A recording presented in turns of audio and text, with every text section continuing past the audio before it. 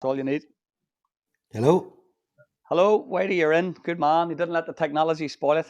Yeah, I got there eventually. I wasn't sure what was going on there. How's it going? Happy days. All good, all good. How are you? I'm the best, thank you. Can you hear me okay? Yeah. Can hear you loud and clear. Can hear you loud and Good, clear. good man. Thanks for jumping on. I appreciate it. I'm no Niall. This is a bit of a coup for Niall. He's been looking forward to this one for a couple of weeks. Well, listen, I've never done Pressure. anything. I guess you can keep me right. No problem at all. There's always something new, isn't there? Absolutely. Keeps us on our toes. Absolutely. So now I'll give you the running order. We'll sort of talk from the beginning where your love all started for it, and then walk us through your dominant years as both player and manager. I'm not so much a player, unfortunately. Well, we'll get that. We'll get that across. We'll get that across. I'm interested to hear your back tales on Niall here. Well, we can't tell you that. No, definitely not. It was just the only thing I have on him is that what goes on for the pizza scandal up at the Foyle Cup. Him and a lot of the boys. Pizza Gate. The pizza gate. Yeah. Pizza Gate. Oh, we'll get the full rundown. We'll get the full rundown. No bother. Hey. All right, so Whitey Anderson, thank you for joining us. I say we're looking forward to this game at Keepie Uppies. You have quite a tale to tell, and we're happy to celebrate you. As I say, this is born out of us in lockdown nearly over 2 years ago now, and reminiscing both with ourselves and then looking back at our past glories. So to reach out to football friends and get their tales is what it's all about. So welcome. Thank you very much. I'm glad to be on it, and thanks for inviting me on. No problem at all. And as I say, we had a few text messages sent. So I'll start with the first question, and it's just Leeds United, I believe, is your team of choice. Absolutely. So where did that love come from? You've got me in a good night after yesterday, that's for sure. No, I think it was really, when I was younger, growing up around Cookstown, and obviously George Best was my sort of idol, him and Pat Jennings, but I fell in love with Leeds in 1970, in around the FA Cup final, where you young boys wouldn't remember this, but Chelsea beat us after a replay, so they did, and it was they were a very good side back in those days. That's where it all started for me, following the great Leeds side of the 70s. They called them Dirty Leeds back in those days, but they could also play a bit of football, I can assure you. So believe. Dirty Leeds. Dirty Leeds. My grandson still calls them Dirty Leeds. Right. Well, you'll be watching on together after yesterday's near miss. Yesterday was crazy day yesterday all round, wasn't it? Top of the league, bottom of the league, and the way it was just a roller coaster. And I didn't honestly think we could beat Brentford away from home. I thought Newcastle would do something at Burnley, okay, but what a fantastic turnaround. But as you know yourself now, it's all about, they're going to have to dig deep, get the money out, and get a few players in next season, that's for sure. Oh, that's it. Well, the Premier League's always better with Leeds in it rather than Leeds without it. You know, the rivalries that exist and the history gone by. Like, you'd rather see teams like Leeds in the top flight. Yeah, well, I mean, you have something like 30. I was over there at their Southampton game about 5 weeks ago with my son. It was probably 20 years since we're at Ellen Road, so it's a fantastic club. You have something like 34,000 were at the game, so they bring a good support, and hopefully they can stay in the league for a few years now. We're out of it long enough. We suffered long enough, so hopefully we can turn the corner.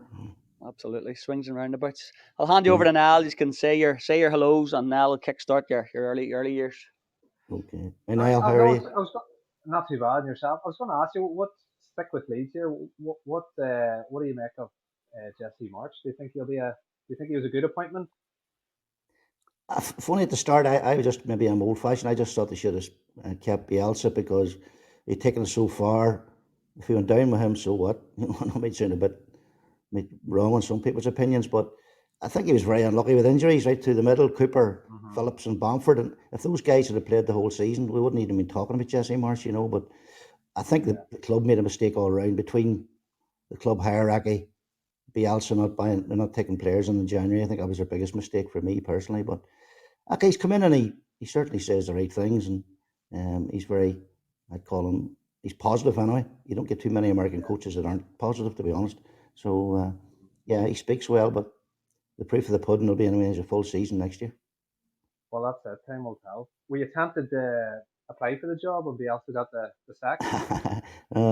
Yeah, funny enough, I was looking at the bucket at the back of the house here to see how to bring it with me, but no, no, that's different level when you go there, and it's quite amazing. When I was at Ellen Road there, and I was about Yeah. 6 rows back, you just don't really appreciate how good these players are until you're close up against them. And Yeah. it's phenomenal. Different level of football nowadays compared to years ago. That's for sure.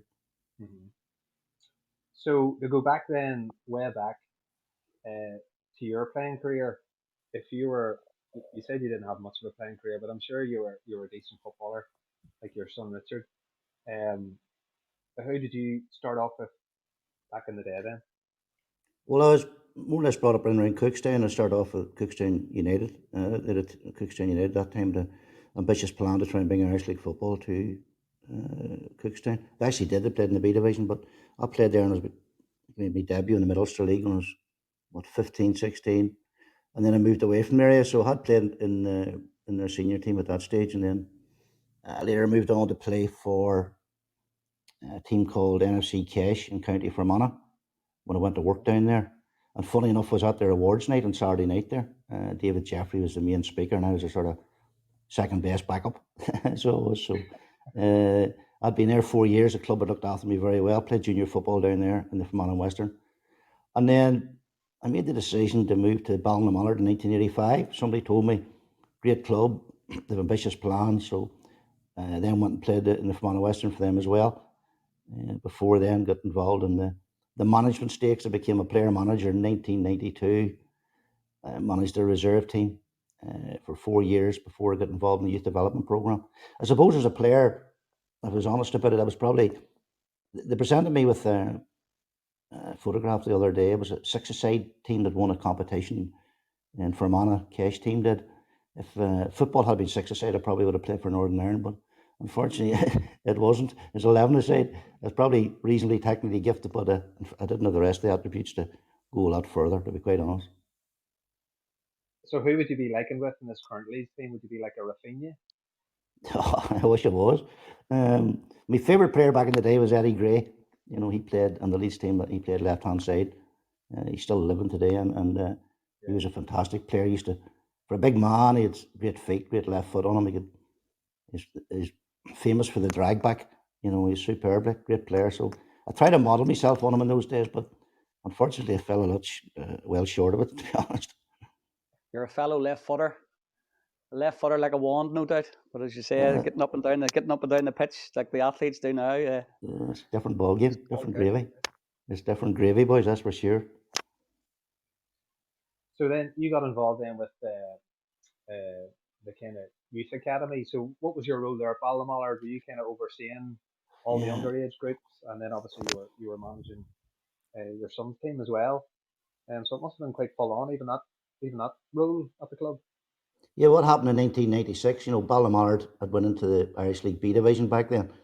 That was a massive step, down in County Fermanagh. It was the first club to be represented in the Irish League. But remember, 1996, a guy called John Quinn came to me and said, "Look, Whitey, what about starting a youth development program here?" There already was one, but it was very small at that time. So we just decided to go and restructure it all. We got a lot of coaches involved, other people involved, and it became a big cross community project as well down there.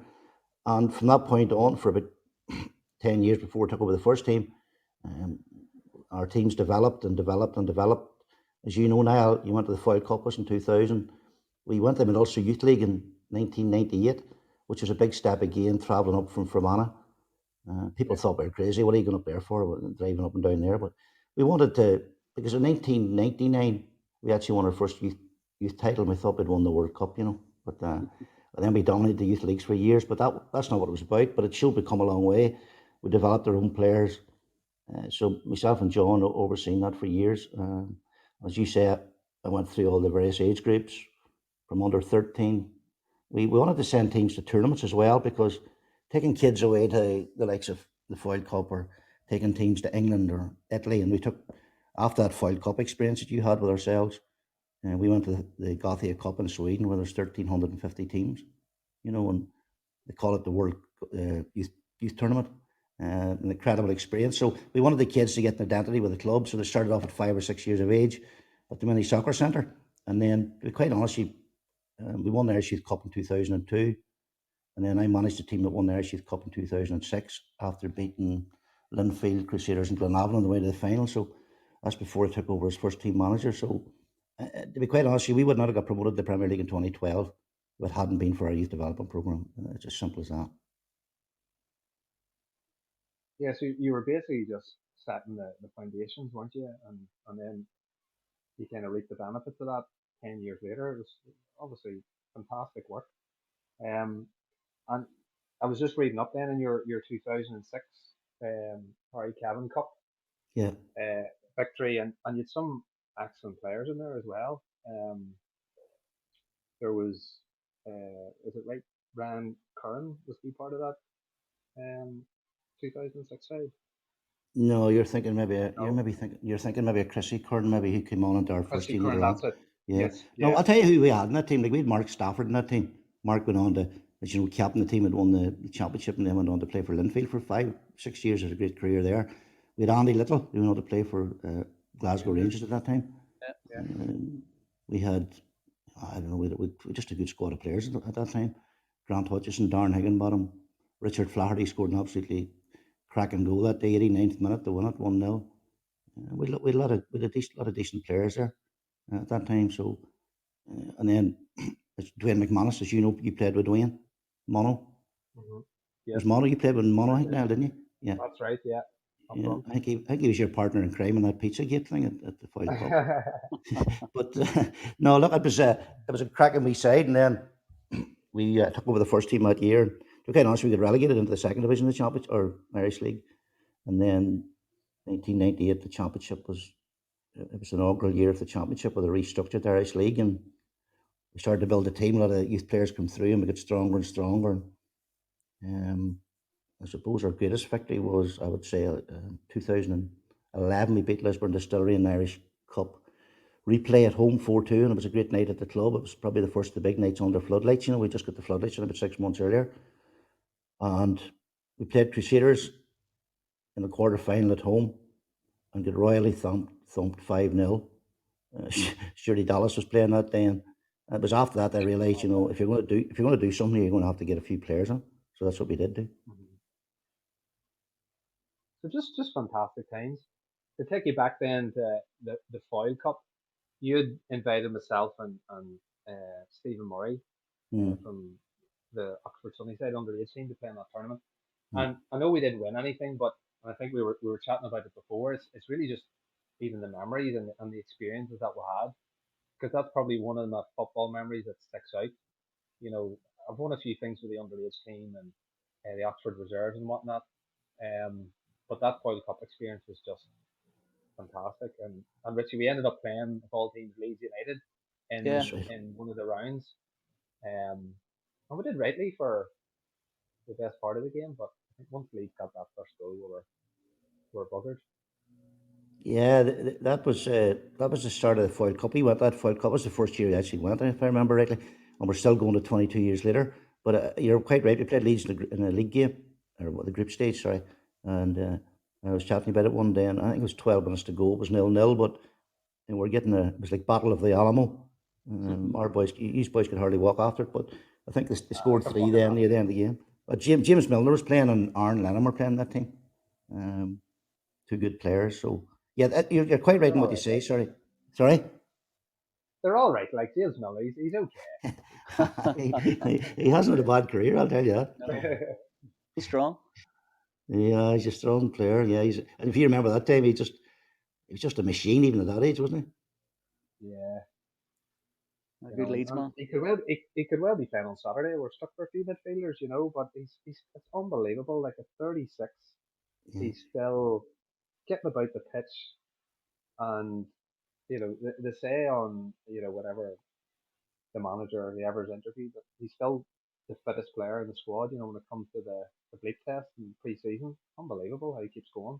He obviously looks after himself, but Yeah. Yeah. Well, well, I mean, 14 years of age that time, you could also already see then that he was, he was just he was very physically strong, a great runner. Mhm. And he was certainly a good player. And as you say, the memories, I said the other night at one of the functions, that sometimes we can chat about success and all the rest of it, but there's two things as I got older anyway that I realised that two most important things are the memories that you have from football and the friendships you forge with people. They're everlasting. They go with you the rest of your days, and those are the things that stand out. And I didn't realise until I was speaking to you, Niall, how much that Foyle Cup trip had meant to yourself, to be quite honest with you. So it's good to hear that and appreciate that, because I remember getting you two guys up, and you certainly helped our squad at that time, that's for sure. Yeah. Okay, yeah, as I said, it's always something that sticks out. And I kind of turned out to be like a mini Ballinamallard fan after that, just looking out for the scores and Hmm. then keeping an eye on yourself. And then when I seen you were appointed first team manager, I wasn't one bit surprised because I could even at that age group, I could tell you're very much about attention to detail and you've got a super prepared and you're a good motivator and the boys I could see would run through brick walls for you and even I would have done that even though I was with you just for a very short spell. So it was fantastic times. Um, and what was I going to say to you? Yes, I remember as well that you brought in another player. It was about a day or two into the tournament. It was a guy, can't remember his name, but I just remember I think he got him from Mountjoy. Oh, I do. Or I know who he is. Richard Moore. I think that was him. Big, And big fella. I Big fella. yes, That's him. that's the one day Richard I Moore. always remember. He turned up maybe the maybe it might have been maybe the second day or something, and he was huge. Like at what age was he? About 14, and he was Yeah. growing stubble, Richie. And I was thinking to myself, I didn't start growing stubble till I was about in the 20s. I was thinking, where did Whitey get this fella? There's no way this fella's 14. No, he But was. He's big, big yeah, lad. he was a big centre half. Yeah, brilliant. He go through a brick And wall a just. great and a great yeah, and a great wee side as well. The one thing always sticks out, just a really friendly bunch of fellas, but really good footballers. We were chatting the other week about some of them, big Stapleton and Lloyd at centre back, and you had a Hmm. couple of fellas that ended up playing for County Fermanagh Gaelic team, Fergal and Nets, and That's right. Matthew Keenan, your son Richard, and there's Derek Sharp, and That's right. um, yeah, it's a great Well, great bunch that of lads. Derek Sharp, I think I was maybe telling you, Derek Sharp's now our club's, I'm back as youth chairman again, but Mm-hmm. Derek's now the academy director. So there you go. So he's done okay for himself. He's come So he's, back now. he's It getting just all the shows you. stress and the strains now. That's what I told him the other night. I says, "You're the same age. You're the same age that I was whenever I took that on. So you've a lot of years of good crack ahead of you now. See how Sharp." So when you were managing through those youth teams and you had a huge big impact on the whole youth development of the football club, did you always have an aim of working your way up to managing the first team at Ballinamallard? Was that kind of your objective at that stage, or was it not something you were thinking too much about? But it wasn't anything I was thinking about, to be quite honest with you. I remember doing my first coaching badge in 1998, and I just never, as I said at the dinner, the Cash Awards the other night, I said, whenever you start off on this journey, you just never know where it's going to take you. And, you Mm-hmm. end up going up through the levels, and it's all about timing. Sometimes something comes up, and you find yourself in that position, and everything takes off. So I said to the young fellas, I says, look, get on the coaching ladder, work hard at what you're doing, and you might get the opportunity to push your way up through the ladders, and you never know where you're going to be. I suppose, saying I come from Fermanagh and Western up to end up playing at Windsor Park and all that, and to be in the Premier League was something special. But to manage the first team, and I did have a plan though, right enough, whenever after a year or two, let's make a 5 year plan to try and could we push ourselves to get into the Premier League. Now, did I think it was going to happen? It was always an aspiration, but I thought it was a long, long way away, guys. But as I said, we signed a lot of local guys who were good enough man and Western, plus then our own guys, and there's a fantastic bond with them. And we built it up over the years, and I suppose then we found ourselves that last season we took off, signed three boys in from Sligo, three, and then they made a massive difference. To very professional. One of them, his testimonial was just last week. He'd been 10 years at the club. He loved it that much. So Mm-hmm. I just lucky. Sometimes you get a wee bit of luck, And it was after that Crusaders game. Sorry, we got hammered. I spoke to Jerry Cassie. He does a lot of scouting around Ireland. He got these three boys make contact with me, and well, they made a massive difference. Danny Kahane at left back, Steve Feeney, who became the coach at the club, and then Jay McCartney, whose testimonial was last week. So, and a guy Gary Kern, who signed at Christmas. But there's another guy, I'm just mentioning him now in case he listens to this podcast. He reminded me at the testimonial last week that I never mentioned him once, and he had been with me for the first 6 games of the season. I'd forgot all about him. So he's called Chris Kelly. So Chris, if you're listening to this sometime, I've mentioned the fact that you were with us at the start of that season for 6 games. I didn't forget about you tonight. A crucial 6 games. Yeah. Well, Richie's going to run you through now because we want to hear all about your experiences then with the first team, and as you said, you've already mentioned some of the fantastic games that you had against Distillery, but there's a couple more. But Okay. Richie, you take it away there. Yeah. So what are you saying about that game against Crusaders under the lights? Where you got the sense of maybe a big occasion, and you kind of had, as you said, the 5-year plan. So that gives you the appetite for that, thinking, I like this feeling that we belong here, and you put that to practice. Yeah, well, And then it was. Sorry, go ahead. go ahead. No, go ahead. That's what I'm saying. Just talk us through that. So you say you got the night under the lights, and then you kicked on. You sort of had a will and a want to return. Yeah, well, as I said to you, when we beat Lisbon Distillery in the replay at home, Glenn Ferguson was actually playing. I think it was his last Irish Cup game. We beat them 4-2 after extra time. As I said, we played Crusaders, got thumped, and then I knew we needed players. So that gave us inspiration to go and make ourselves stronger for the next year. And as I said, we took off in that season, 2011, 2012, and just after Christmas time, January, I think people started to realise, we might actually make a challenge here. So there was nothing really talked about getting promoted among the players or myself, to be quite honest with you. And we got to March. There was 6 games coming up in March and 3 in April. I remember walking into the change room and saying, guys, right, there's 6 games this month. All you do is concentrate on one game at a time. I know it sounds boring, as you know. Yeah. But I said, one game at a time. I don't want anything else talked about. I didn't want them to, it wasn't never mentioned in the change room. By the end of the month, we collected 16 out of 18 points. And in that last game at home on the 31st of March, Newry unexpectedly lost to Limavady, and we found ourselves winning the championship and being promoted. So, but as you said, that game against Lisburn Distillery was a massive. Crusaders and Irish Cup was a massive turning point for me as manager and for the club as well, in terms of knowing that we needed better players. Yeah, brilliant. And then, as you say, you rattled into the Premier League, and as I say, the top level of football held your own. I say went toe to toe with some of the big names in the game. How did you find that? Was there any standout occasions in that first season?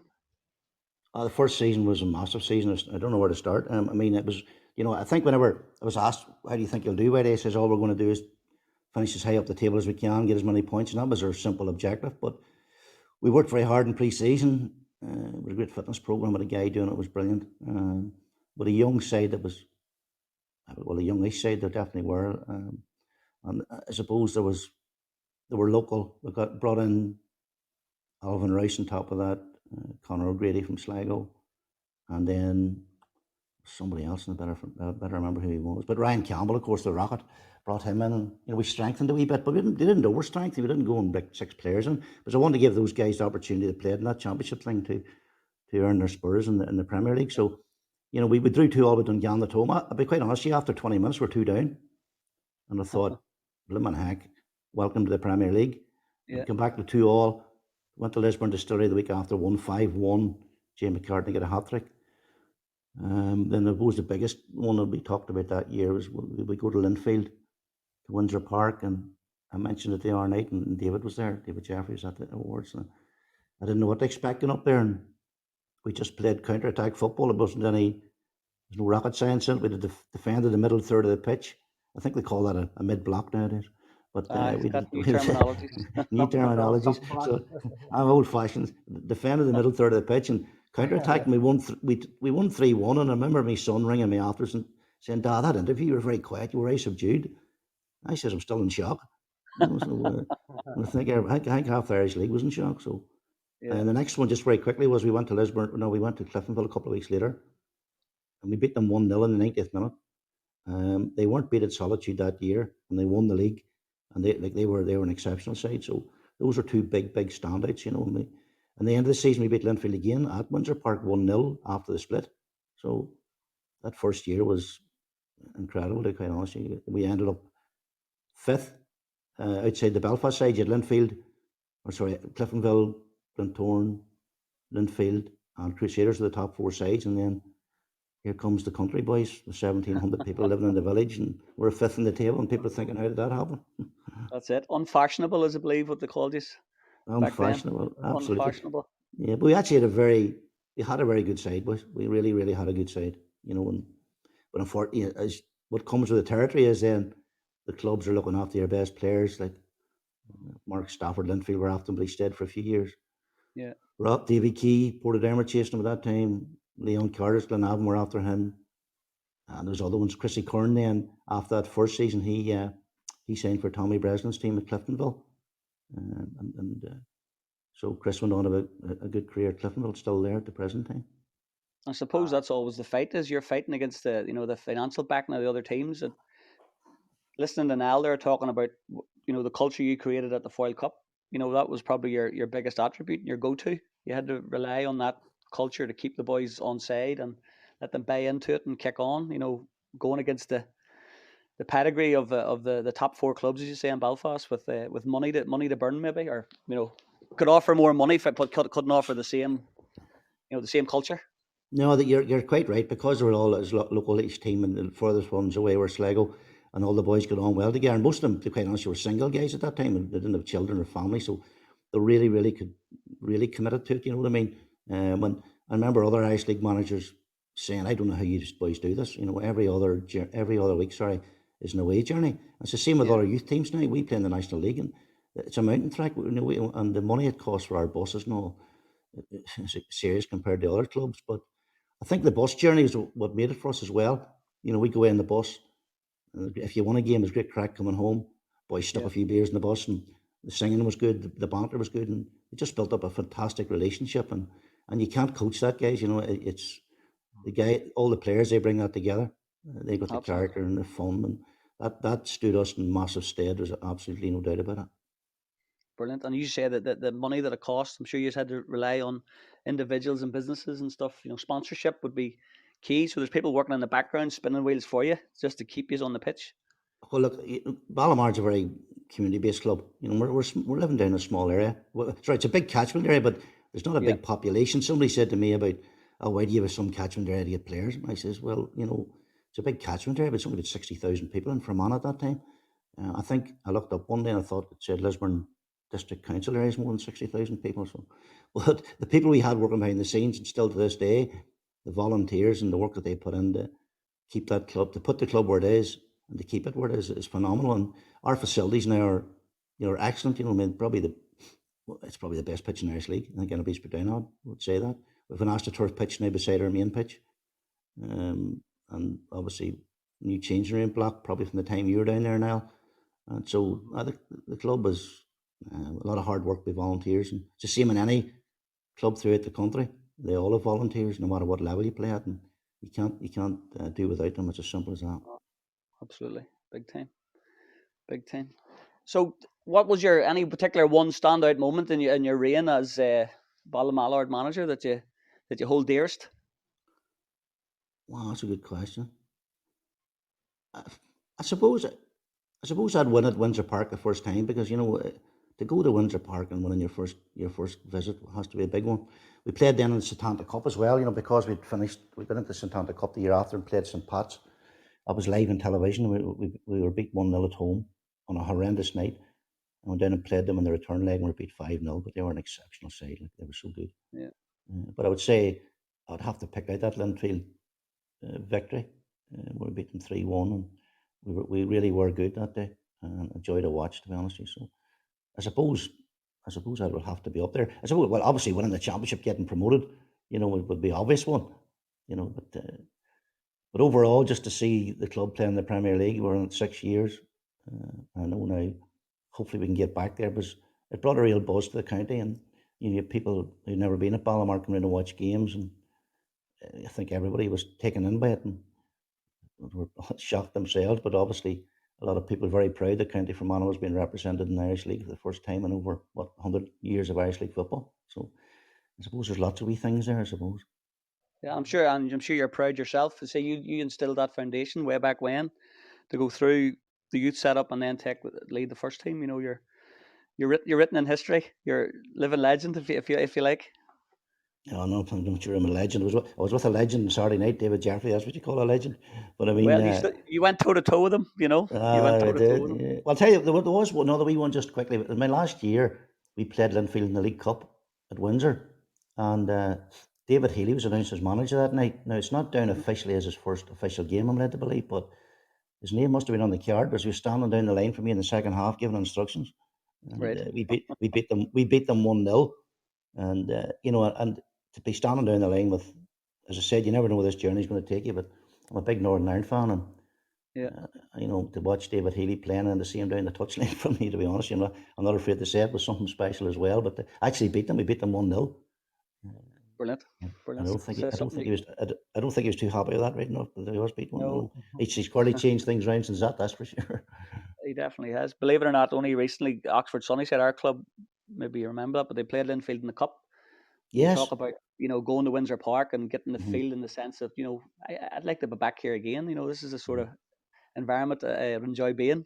And Yeah. again, David Healy wasn't best pleased when there was 60, 70 minutes gone. It was still 0-0. That's right. That's exactly right. It's You like know, no manager wants to get beat by the underdog. Let's be sure. no, And that's it. That's and it. I always classed us. I always loved being the underdog with Ballinamallard and getting those victories against certain teams. And that's it's good when you can pit your wits against people and get the result at the other end. But it's always with the players, guys. You need a good group of players, and Absolutely. if you got the players, you have a wee chance. And get them organised. You never know what happens. Brilliant. Tell me this: what's your opinion on players going for what, let's call it, a holiday, sort of mid season? Why are you asking me this? I had a scenario where a particular fullback decided to go over and watch Liverpool one Saturday when we're in the mid. I wouldn't call it a holiday now, but anyway. Well, you're funny. There's a guy. There's a guy actually plays for us. Played for me. Ryan Campbell, Rocket. He's a fantastic career. He's just finishing off his career now at Cash. But Rocket played for me, and he'd been at Linfield in his time. Played at Institute. Played with us. And it was one time, and I think it was in the Premier League actually. He decided to go skiing. So I didn't know until the last minute. And the next thing, the fans used to sing Rocket Campbell skis when he wants. To start to make a song about him. It's gone down a bit of folklore, eh? Ryan Campbell's skis when he wants, skis when he wants. But listen, I know Rocket knew by the end of it that I wasn't best pleased, put it that way. So if Niall done that, he may give me a good kick in the backside there, Richie. He did get So a good kick in the backside. did you drop when Rocket came back from skiing in the Alps? Did you drop him from the squad, or did I? I can't Did you honestly stick can't back remember, in the team? guys. Just tell me. I honestly can't remember. That's the It's God's just truth. Richie dropped me from the squad, Oh boys, completely oh from the squad, not even on the bench. ruthless. Ruthless. Uh huh. That's it. In I never fairness, went back to another Liverpool match. I played myself a left back that day. Oh, that was the real reason then. That is ruthless. That definitely is. Yeah, right. You get a good excuse. You filled in. Did you do all right at That's left it. back? That's the, That's that's it. the No, we're question. doing all More right. importantly. It was actually away to Anna, wasn't it, Tats? That's right. Yeah, back in the day. And it was, Yeah. I think they beat us 1-0, but so be Very it. good. So be it. Listen, Whitey, we'll rattle out the Keepie Uppie questions, and maybe it'll throw back a few memories as well as we go through them. So I'm enjoying this. So we'll go with the Keepie Uppies. You said you're going to have a few struggles with these, but I'll try my best. we'll kick on. So we're going to go with players you managed. Yeah. Yeah, good. So the best and team that you ever includes played. me as well. So if you want to select me for any of these, feel free. Absolutely. I was looking for it there. I was looking for one. The question doesn't suit. That's it. That's it. The first question is the best team ever played for. So we can talk about played for and managed. So I the would say, managed one's probably obvious. yeah, well, it's either, the team that got promoted to the Premier League in 2011-12 was good, but then we improved that squad. So the 2012 squad was without shadow of a doubt, was the best team that I've managed ever. Brilliant. All right. Best captain. Well, I'd have to give that to Mark Stafford because he captained the team that won the championship. Brilliant. Best goal scorer. Oh, I'd have to be Andy Crawford because he'll not speak to me again. He's a Man United fan and he often be on slagging me. But look, Andy Crawford scored, I think, 59 goals or 60 goals in the championship the 3 years before we got promoted, and his goals played a massive part. Brilliant. Best touch. Well, Niall's going to not be surprised when I say this, but I've often said it down through the years. I was asked this a number of years ago, but coming through the youth system, he was maybe the best or technically gifted player that I worked with. And honestly, I have to say that Dwayne McManus or Mono was a know him, and although we butted heads the odd time, very talented individual and an absolutely fantastic first touch. Brilliant. Best keeper? Alvin Rice, 13 clean sheets in the Premier League in our first season. Wow. Best defender? I'll have to give it to Mark Stafford, but he was ably assisted by a big guy called Leon Carter, so I'll give it to Mark, but Leon and him were a formidable partnership. All right. Best midfielder? Wow. That's the one thing about football. Every club has too many midfielders, don't they? Everybody wants to be a midfielder. Everybody wants to be a midfielder, and everybody wants to be a 10. Even the young kids now want to be a 10. Yeah. You know, they want to be a 10. I had a number. I had a lot of good midfielders. I suppose there's one or two that maybe weren't at the top of their prime, so I can't pick them. But I'm going to say Davy Key because he went on to play for Linfield and Coleraine, but he had been over at Sheffield Wednesday in his time, so very combative, good left foot on him. And he was a good player, but had a number of other players. But like Shane McCabe came to me in his last year, but Shane was obviously at the end of his career. But I watched him in the testimonial last week for 20 minutes, and you could see how good a player he was. Like so, but yeah, Davy Key has to be the one I'll pick at this stage. All right. Best striker? Well, I'll have to go Andy again, because all the goals he scored, and he also was a character, and he was one of the guys that brought the change room together as well. So, but he was on the field, like, I hope he's listening to this, but he has to be the worst trainer ever if you're asking me that question. But you put him on the football pitch, he scored goals, so what do you do? Yeah, that's it. That's all you want from a striker. That's it. Best left foot? I'm going to say Jason McCartney, who, it was his testimonial last week, the guy signed up from Sligo. He brought great balance to our team. He went down the left, Chrissy Kern was bombing down the right. They were formidable in the championship in the Premier League. I'll pick him out left foot, but closely followed by Cathal Beacom. All right. Best right foot? Now, that's a difficult one. I thought about it today, and I just thought I'm going to go with a guy called Mark McConkey, who was right back. He was an attacking fullback, brilliant on the ball, very technically gifted. So it was him and Danny Kahane used to be the fullbacks, and used to get up and down the pitch. And when you boys like that, you can play football out from the back. When you boys like that, I'm going to give it to Mark McConkey. All right. Best manager? Well, I suppose when I joined Ballinamallard in '85, I'd always say the most inspirational manager that I worked under or worked with was the late Greg Turley. He won that Intermediate Cup with us in 1995, 96. And at that stage, winning that Intermediate Cup was phenomenal, so he was a very inspirational character, and unfortunately he was killed in a road traffic accident. So, but what a guy. All right, brilliant. All right, player loves a hard challenge. Well, you could say Stafford again, but I'm going to give this one to James McKenna.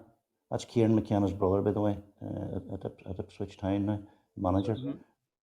Yeah, he's a brother of his. James played with me for about 10 years. And when he goes into a tackle, you'll hear it. Right.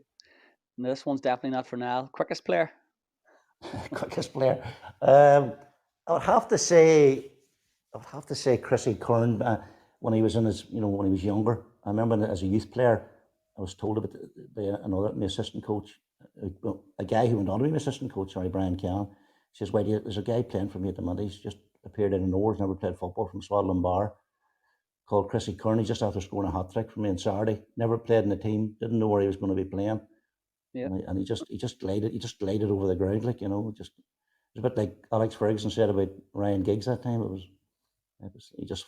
like paper just blowing across the ground. And Chrissy in those days was just, if you're under the cosh a bit, you just got the ball to him and he'd you up in the penalty area in about 5 seconds, So yeah, he was quick. But I had Ivan Sproul the last 4 months of me reign, or last 6 months. But Ivan, unfortunately, was at his older stages at that time. But I'd love to have had him in his prime because he was quick. He was at Hibs, wasn't he, at one stage? Was he for the Scottish League? He was. Well, he's at Hibernian. He scored he scored a hat trick against Glasgow Rangers when he came on as a substitute. He did. Yeah, scored a hat trick against No, I them. remember him back in the day. He played for Northern Ireland, did he? He did indeed, yeah. Yeah, There's a yeah, yeah. there's a picture of him in the time that Northern Ireland beat England 1-0 at Windsor. I was at that game and I even came on. I think it's the last thing. Can't remember who was playing left back. But I don't think the left back wanted to see him because every time the ball went over the top, I even was away like a hare, just, you know. So. Brilliant. All right, best all-round player. Oh, you really stumped me with this one. I forgot about that one. What does the best all-round player mean? You see, it's like when they say about who's the I best know player, it's, yeah, Like a James Milner, I suppose, is it? I suppose that guy is good at everything. Maybe Yeah. just it's a hard one. It's a hard one. a boring James Milner you're looking for me for. I can't honestly think. I can't stick my neck out in this one. That's all right. I suppose I'm going to mention a guy here who probably, I've told him this many times, he's probably underrated by many people. Well. Somebody who's underrated, I was saying. Sorry? I thought you were going to say my name there, Whitey. Okay. I was thinking about it, hey. Well, what do you call him? Richie put me off whenever he said you weren't that quick. I can't remember, to be honest with you. If I remember you... At under 14 that's probably when that's my problem. That's when I picked at 14. Yeah. As I got older, then I got slower. Yeah, well, we all get slower as we get older, that's for sure. But no, listen, I'm not sure. I'm not sure about the best all-round player. I really couldn't pick one, to be honest with you. All right. Well, player that got better with age. Another stumper. Well, I would actually say that, Mark Stafford came through the youth system with us, as you know, and Mark wouldn't have been in some of the younger youth teams, if you know what I mean. And then he got to about 15, 16, he just took off, and then 17, he was in the Northern Ireland schoolboys, and he just developed into a hell of a good centre half. I remember 2006-07 going up to Bangor, my first year, and him and Leon Carter's the centre backs, and they'd only been 17 or 18. They beat us 7-0 or 7-0 up at half time, ended up 7-0, but Andy Morrow, a mate I heard of him played for Bangor, was playing, and ran as ragged, but Mark then developed into a very fine player, as we all know, and had won 4 or 5 league titles with Linfield. So I'll go for Mark Stafford again. Brilliant. All right, last one. The Keepie Uppies questions. Player who always gave 100%. Oh, they're the shadow. Well, a lot of them did. You went through them all. That squad I had, they all did. But the guy that probably, I'd say he's underrated, maybe underrated by myself as well at the time, and by other people, was James McKenna. Yeah. He'd just go through a brick wall, and he was just a real winner, so I'd have to give it to James, to be quite honest with you. Brilliant. Thank you. Whitey, we'll just round up your managerial or coaching career. You're obviously still at it. So following your resignation at Ballinamallard, then where did the football life bring you? Well, what happened was I went back to sort of head of youth development, helped out for a while, but I had this inkling to go to America maybe for 3 weeks for a bit of crack, see what it's like. I'd never been there. And then the guy, Philip Mitchell, you might know me, played for Linfield and Glentoran. He would contact in America, and I'd asked him when I stepped down. So he contacted me in February of 17, says, would you like to go to Michigan for 10 weeks? And I says, where the heck is Michigan? But he told me it was Midwest, whatever you call it. So I went there for 10 weeks initially, and then I developed into something else. I stayed in that area for about 18 months. Then I got the opportunity then to go to Charleston, South Carolina, which is the most beautiful part of the world. Beautiful. I have a brother actually lives in North Carolina, in Charlotte. In Charlotte, beautiful. He coaches there for Charlotte Soccer Academy. Brilliant. Steve went over there as a schoolboy, done a scholarship, and remained. That's what a lot of them. That's what a lot of them do, isn't it? It's quite amazing the amount of young people that went over there. I can't believe it. Like I lived with a Scottish guy and his wife, and he coaches at the military college in Charleston, the Citadel. But it's amazing the amount of people that go over there and make a living out of it. So that's where I ended up then, and I was just back for 3 weeks. Me and the wife right there, we were friends again, and I went out there just to see what it was like in America, and made great friends. And it was just a new coaching experience, coaching 16 and 17-year-olds at the top level that they could play, and I had a good time. Really enjoyable. So you're back home now? That was back home, settled back in Ballinamallard? Yeah, I'll come back to the youth chairman there. So I've sort of come full circle, and I coach coaches and coach some of the young teams, take a few sessions here and there, and go and watch players and Yeah, it's as I said, Derek Sharp's our academy director now, and I enjoy it. You know, I'm not tied down as much, if you know what I mean, in terms of Yeah. if I want to go away, guys, and if I don't, I stay about. And so yeah, I'm enjoying it, and I suppose it's hard to leave a club you've been with 37 years and go somewhere else. If I'm honest, I do even work for the IFA on a Tuesday night up in Cookstown with the girls program for Noel Mitchell and Alfie Wiley. You know, so Oh, brilliant, I brilliant. enjoy So that. you go home every now and again, back to Tyrone and do it in Cookstown, back where it all started. That's where it all started. Well, I live in Oma actually. People wouldn't know Oh, it, but that's where I you're live. at home now. Yeah, yeah. I've lived in Oma since 85, so travel up and down to Ballinamallard for 37 years. So people Well, there always you thought, go. That is people, commitment. That is commitment. people always thought, Whitey lives in Ballinamallard. No, I don't live in Oma. So there you go. Well, there you go. There you go. Stay in Tyrone. Stay in Tyrone. Stayed in Tyrone. That's exact. Tyrone man. Brilliant. I'll hand you back over to Niall. Thank you. Oh, thanks, Richard. Thanks very much for your time. Oh, is this the Wheel of Burba time, Richie? If that's what you're Is it? ready for, you might let me get my Yeah. effects on. Is this the dodgy question you're going to fire at me This is now? the dodgy This, question. yeah, this is a dodgy question. It could be anything. It could be Leeds. It could be who's going to win the European Cup next week. Um, could be anything. It depends where the wheel lands. So All We'll right, I'm going spin. to okay. We'll spin spin the the wheel wheel. and see. Now we've worked hard on these Questions? this production. This production. Will you hear this? I love That's What the do you wheel think of that, spun. Whitey? it. That That's is the wheel spun. it. So I'm going to ask you. I've just noticed recently there's been a bit of talk about the Irish League possibly being interested in getting Derry City back to the Premier League. Do you think it's something that could happen? Should happen? What's your view on it? Do you think I think it'd you be. see them coming back to it? Well, can I see them coming back to it? Yeah, I've never seen that something will never happen. Will it happen? I don't honestly know. I think it'd be absolutely phenomenal for the Irish League if Derry City were back in. Would not be brilliant? You know, just another great team, another great club, great support.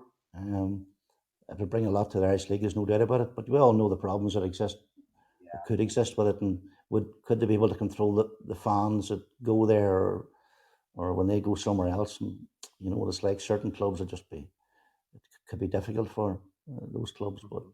if we're able to get it done and people exercise some common sense, you would have a phenomenal addition to your Irish League product. You know, you just after looking at all this stuff on the Irish and the TV now, where fans are running onto the pitch and all like so.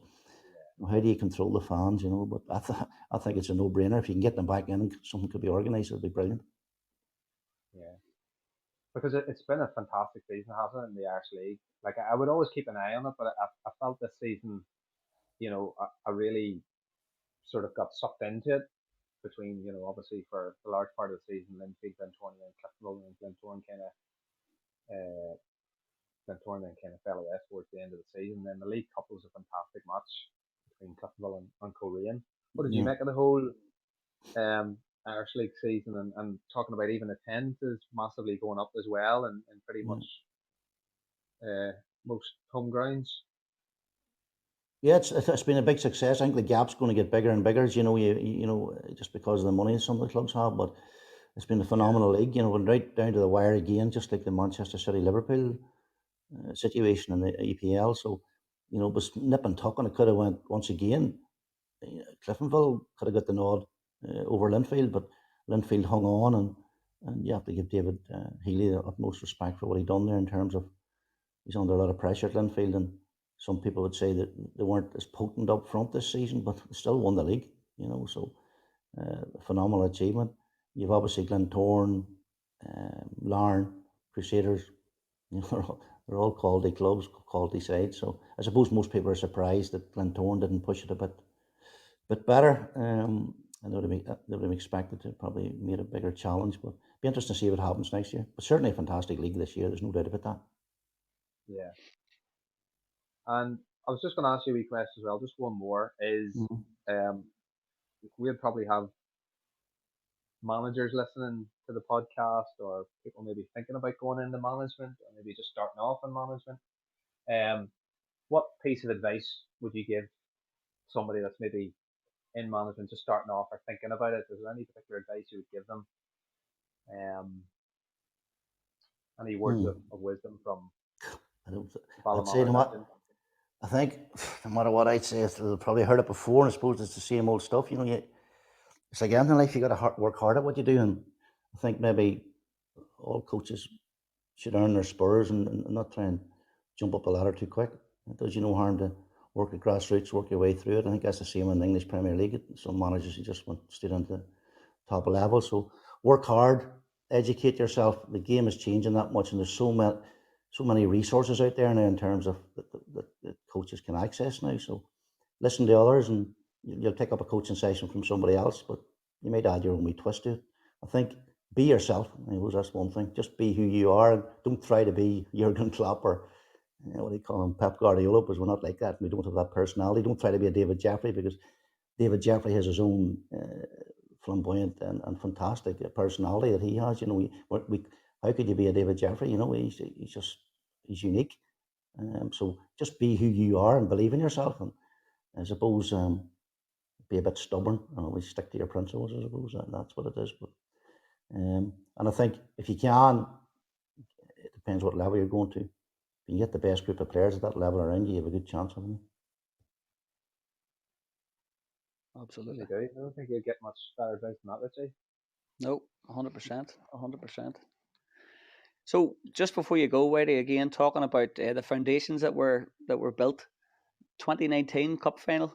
I'm sure that was another special moment. You obviously looking on as a club member. Yeah, actually, I was actually in America that time. I flew home for it, so I flew back from America to go to the final.